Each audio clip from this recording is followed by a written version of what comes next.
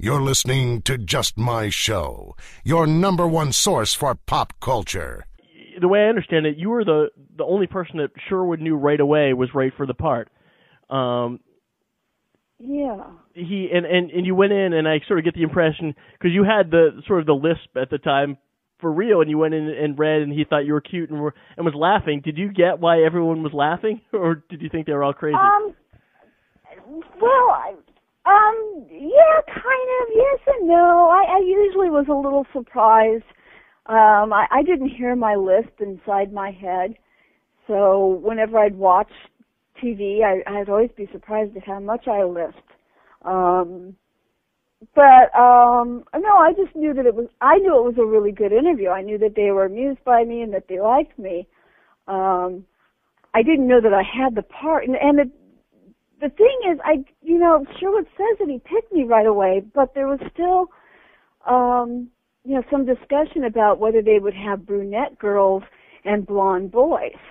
So it's like I had the job as long as we went with blonde girls. Right. I don't know. Maybe if they had gone with brunette girls, maybe they would have dyed my hair. Right. Actually, didn't they dye Mike's hair?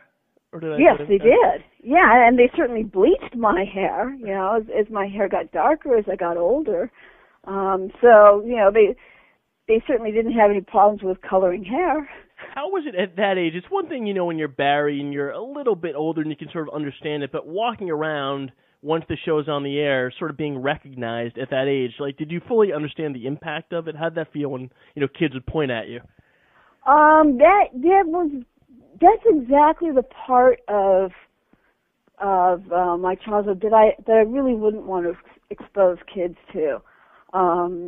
It's very, very weird, and it's very scary too. I got mobbed when I was 7 years old, and I remember before the show even came on the air, I told my mom that I'd never be able to go shopping with her because if I did, people would recognize me, and all I had seen was like the Beatles, and Hard Day's Night, and I thought, people are going to be screaming and running after me, and that would be scary.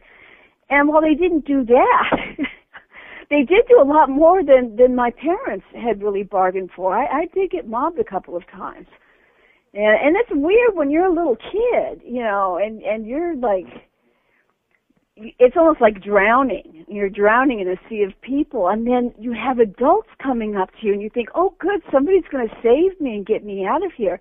And they shove another piece of paper in your face and say, just sign one more. Right.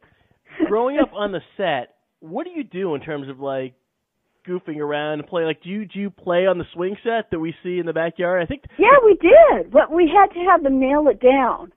They had to nail the swing set down before we ever used it. And, we used to, I remember Mike and I having roller skates and skating around the lot when we knew that we had an hour or so. We did lots and lots of arts and crafts projects, tons of them. When we weren't doing school, of course, we had to have 3 hours of school every day. And, but during the summertime, we painted. Amby Davis taught us all how to needlepoint.